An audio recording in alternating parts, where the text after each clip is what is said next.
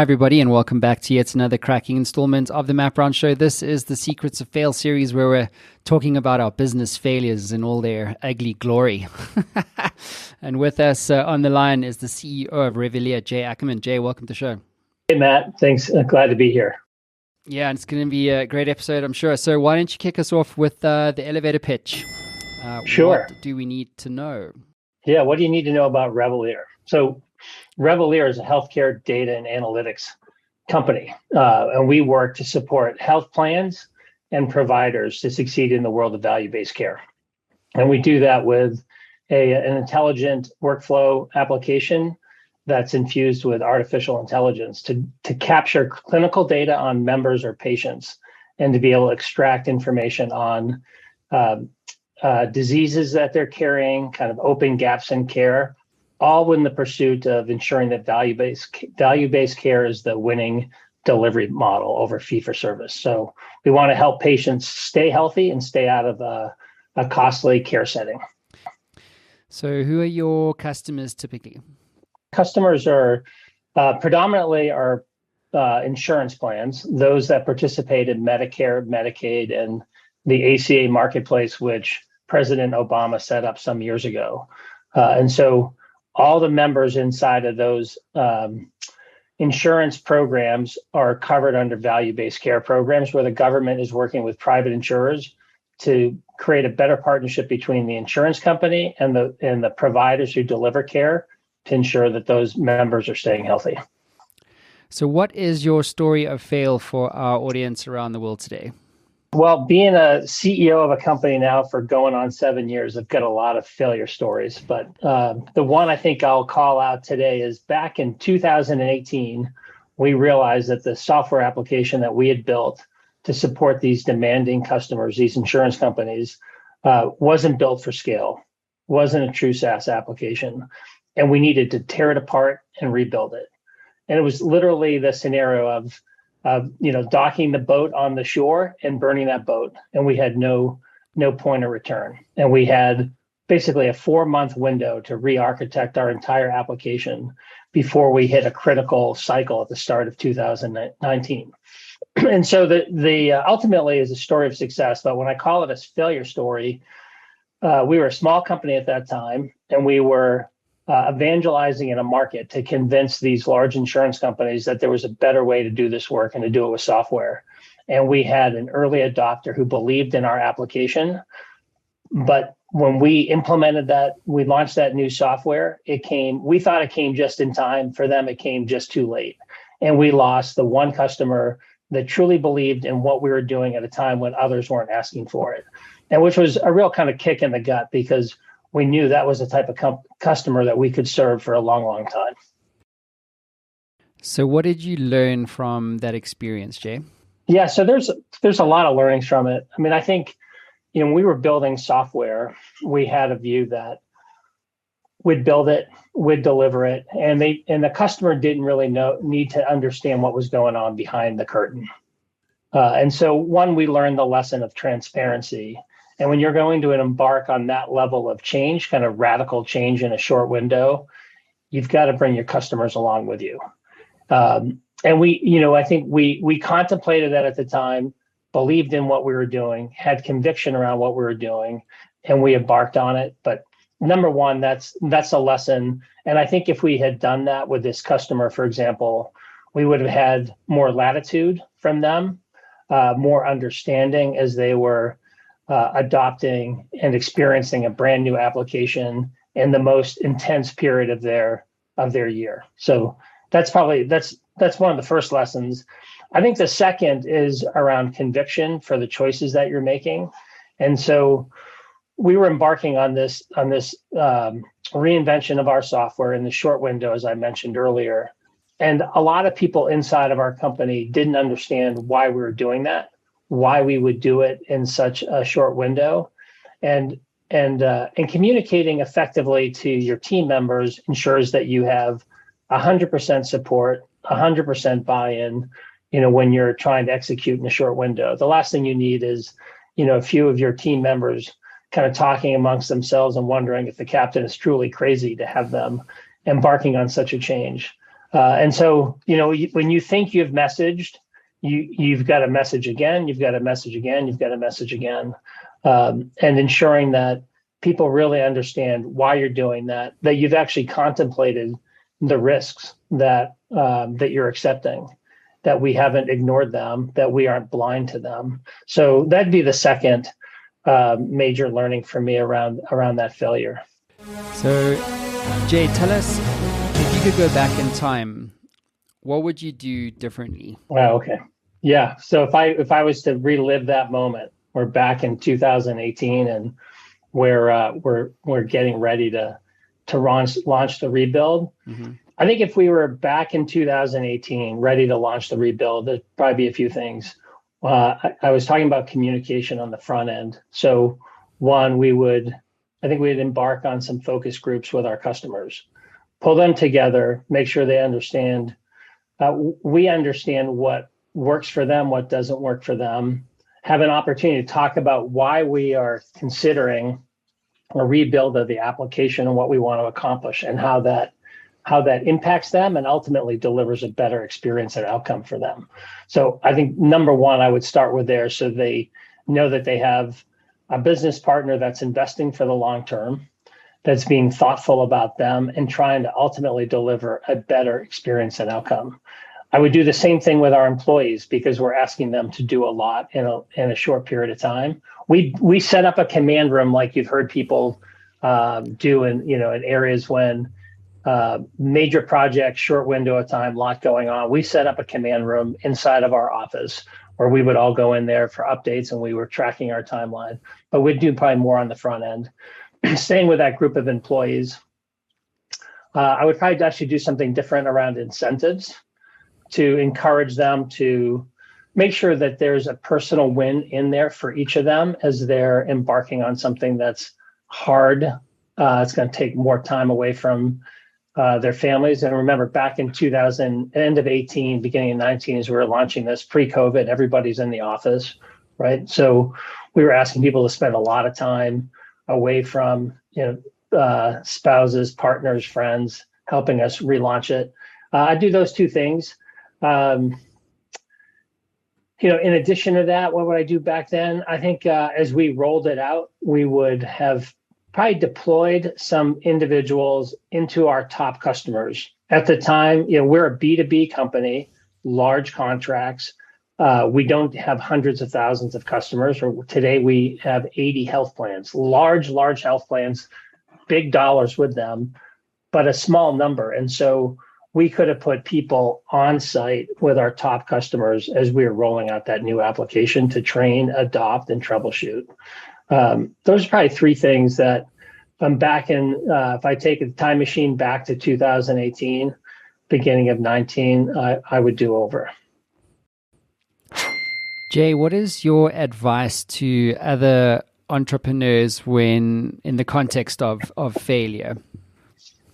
Yeah, in the context of failure, well, I have a couple of things that I fundamentally believe in, and they've played out over and over, and they relate to periods of challenge and failure. So, one, I generally believe the problem is never as big as it initially appears, and it's rarely the case when you experience a problem and you're like, oh, this means the end of our company. This means the end of what we're doing. It might look really bleak in the moment. So one, believe in that. Take a step back and breathe, and let your head kind of calm while you figure it out. That's number one. The second, related to people working together, solve a problem. The other thing that I believe is true is that individuals can accomplish far more than they think is possible.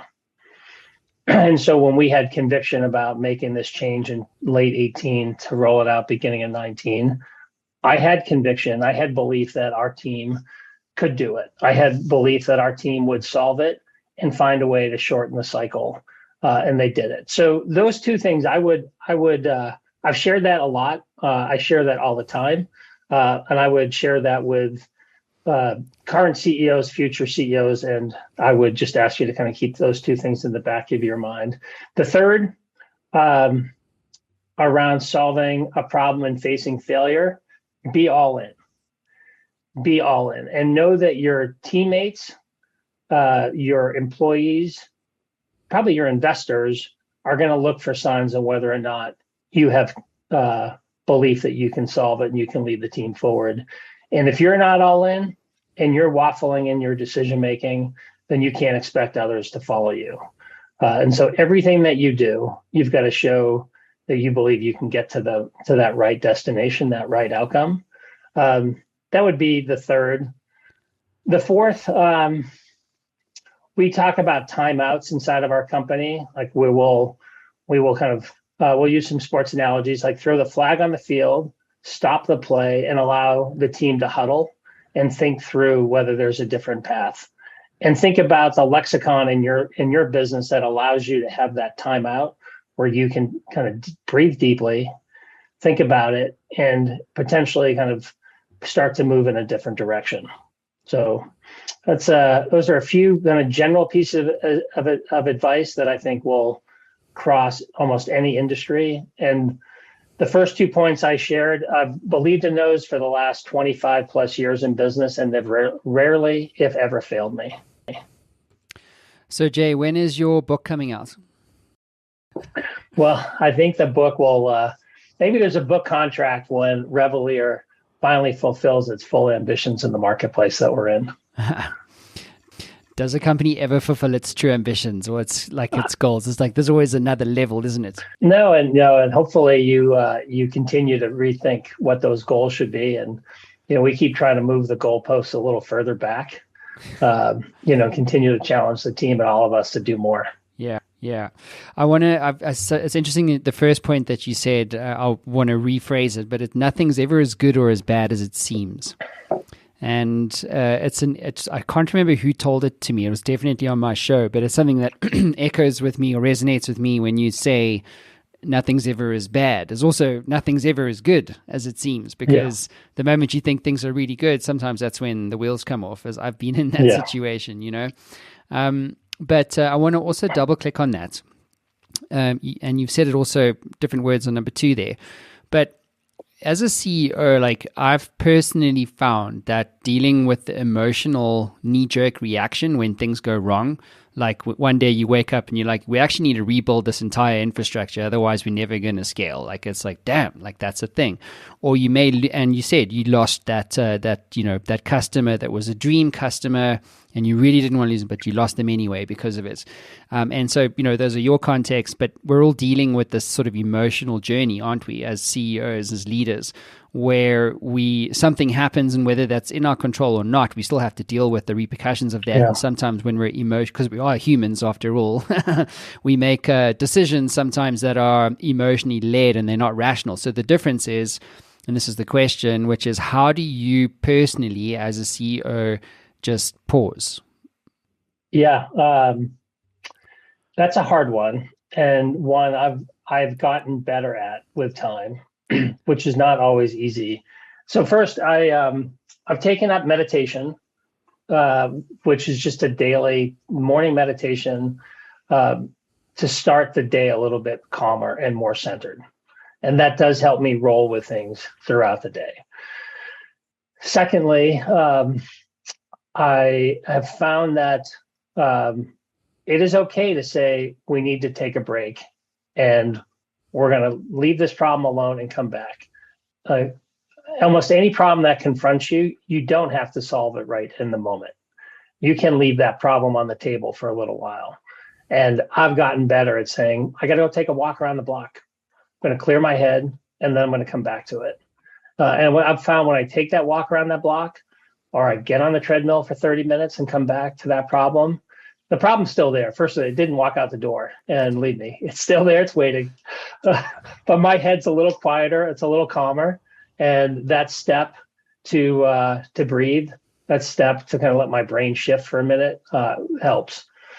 So that's how I do it. I'm better at it than I was 20 years ago. I'm not perfect. I have those moments when I can tell that there's an angel and a demon here, right? And a devil, and they're fighting each other. And I'll see myself with the knee jerk, like we got to solve it in the moment. And I know that we're not going to get the best answer when I do that. Yeah, the today's problems will be tomorrow's problems for sure. You can sleep on it for a night. Yeah. Yeah.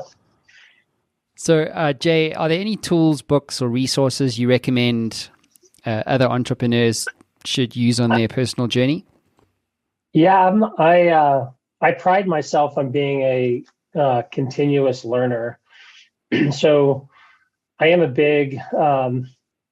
a big fan of podcasts. I listen to podcasts on the way into work and the way home from work every day. And a couple that I'll call out that I like in terms of general business context. Masters of Scale, love that one. Always talking to great leaders, entrepreneurs, founders, success stories and failures. So Masters of Scale is a big one. I also I like Fortune's leadership series. So they have a podcast, Leadership Next, which is another great one. In terms of reading, I'm actually reading a book right now. I thought I might have it here. I don't think so. It's done by the former head of McKinsey, where they isolated the traits of the top CEOs across the globe, and they did extensive research on what is the common kind of unifying characteristic across industry, across size of company, and spanning literally every corner of the globe, from companies that are well known like JP Morgan to companies in Japan, Netherlands that may not be kind of household names for you and I. And it's a phenomenal book. It's one I'm in the middle of. And one of the things that they call out in terms of a defining kind of CEO characteristic is clarity of vision, and like true clarity of vision on where they're going, why they're going, and what they're trying to disrupt and how they're trying to tackle it. But that's a book I'm currently reading. Very good. I think you missed a podcast in there called The Map Round Show. Just wanted to point well, I figured that to, one was kind of an obvious one to all of your listeners. I mean, if they weren't listening, they're not going to be listening to you and I, right? Well, no, you pushed them all to Masters of Scale, dude. Thank you. Fuck it. Well, on Masters of Scale, I'm going to make sure I pump up. When they invite me over, I'm going to make sure I pump up the Map Round Show. Yeah, of course. It's fine. I'm bigger than them anyway. That's cool. It's fine. Well, look, thank you for your perspectives, and thank you for being vulnerable and sharing your story about failure, Jay. It's important, obviously, for all of us as entrepreneurs to get over it and actually, stop living our amazing successes every day, because, failure didn't happen on that journey. Yeah, look, I really appreciate the opportunity to talk about it. I am fairly reflective. And so those moments, I don't forget them, although they're hard to kind of relive from time to time. They are hard. Yeah. But thank you for your time today. Thanks, everyone. We'll see you all again soon. Awesome. Thank you, Matt.